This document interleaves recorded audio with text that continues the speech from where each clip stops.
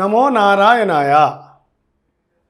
ఈరోజు social post devotionals channel అభిమానులకు, సబ్స్క్రైబర్స్కు హస్తరేఖలు చేతిలో, ఒక మనిషి యొక్క చేతిలో ఎన్ని రకాలైన హస్తరేఖలు ఉంటాయి అనేదాన్ని పూర్తిగా ఒక వీడియో రూపంలో వివరిస్తాను.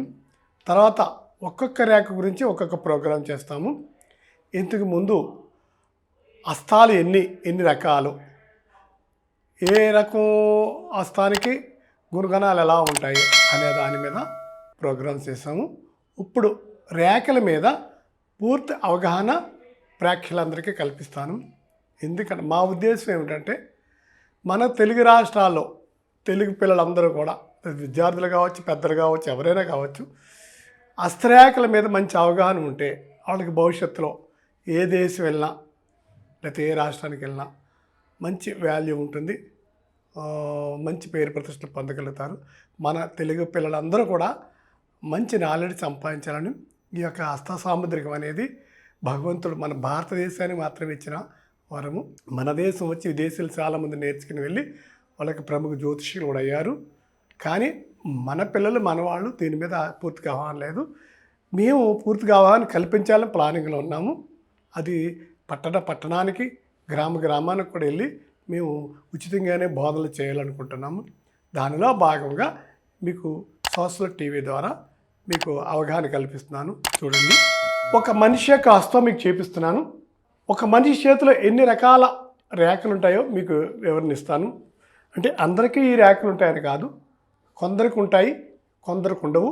నేను చెప్పాను కదా, ప్రాథమిక హస్తము, ప్రాక్టికల్ హస్తము, చతురహస్తము, ఆధ్యాత్మిక హస్తము, ముని హస్తమని మీకు 7 రకాల హస్తాలు చెప్పాను. అన్ని రకాల్లో ఈ రేఖలు ఎక్కువగా ఉంటాయి. ఇవి కాకుండా కూడా అనేక రేఖలు వస్తూ ఉంటాయి. కొన్ని రేఖల మీద మీకు అవగాహన కల్పిస్తాను. చూడండి, ఇది మనిషి యొక్క చెయ్యి, ఇది బొటన వ్రేలు, ఇది బొటన వ్రేలు, ఇది చూపుడు వేలు, ఇది మధ్య వేలు, ఇది ఉంగరపు వేలు, ఇది బుధవేలు. ఈ 5 వేళ్ల మీద కూడా మనిషి యొక్క స్టామినా ఇమిడి ఉంటుంది.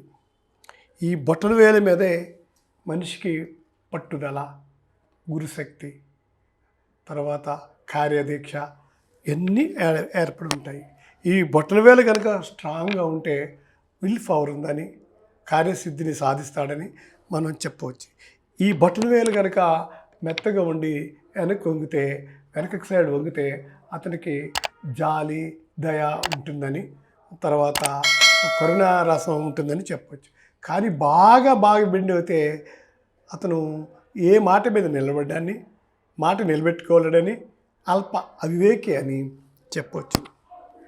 తర్వాత చూపుడు వేలు అంటే చూపించే వేలుని, ఎదుటి వ్యక్తిని చూపించే వేలుని చూపుడు వేలు అంటారు. ఈ చూపుడు వేలుని శాసించే వేలని కూడా అంటారు. ఇంగ్లీష్లో 4 ఫింగర్ అని. శాసించే వాళ్ళు సమాజాన్ని కానీ, గృహాన్ని కానీ, ఒక గ్రామాన్ని కానీ, ఒక గ్రామ పెద్ద, ఒక పార్టీ లీడరు ఈ వేలుధరని శాసిస్తాడు.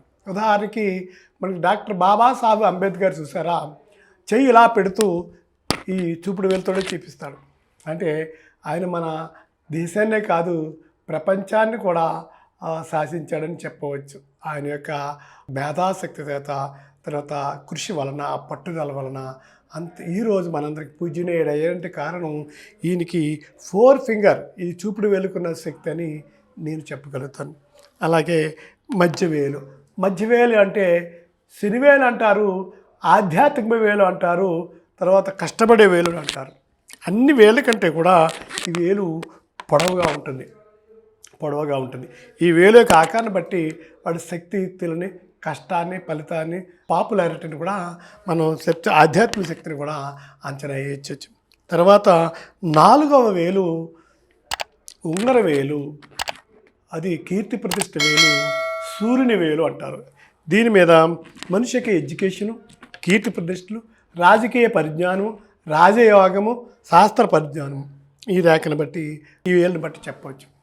ఇది చివరిది చిటికిన వేలు, ఇది పొట్టి వేలు, లిటిల్ ఫింగర్ అంటారు ఇంగ్లీష్లో. లిటిల్ ఫింగర్, చోటా ఫింగర్, ఇది దీనికి తెలివి ఎక్కువ, పొట్టోడు గట్టోడు అంటారు కదా. ఈ 5 ఏళ్ళ కంటే ఇది చాకచక్యము, సమన్వయము, కమ్యూనికేషను ఈ వేలు వల్ల తెలుసుకోవచ్చు. ఈ వేలు బట్టి అతనికి హెల్పింగ్ నేచర్ ఉందా లేదా, మెమరీ పవర్ ఉందా లేదా, మాటకారితనం ఉందా లేదా, ఎంత మెమరీ తెలివితేటలు ఎంత ఉన్నాయి, ప్లానింగ్ ఎలా చేస్తాడో మనం చెప్పవచ్చు.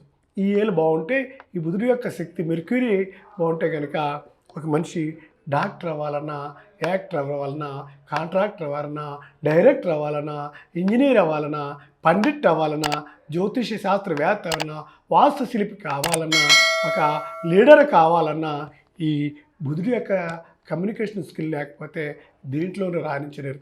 ఎవరికైతే చంద్రుడు డల్గా ఉండి, ఎవరికైతే బుధుడు డల్గా ఉంటే వాళ్ళు మెంటల్ డిజైనర్ కింద ప్రకటించవచ్చు. అందుకని బుధవేలు చూసి వాళ్ళకి శక్తియుక్తులు మనం ఈజీగా అంచనా వేయచ్చు. ఇది నేర్చుకుంటే మీకు అన్నీ తెలుస్తూ ఉంటాయి.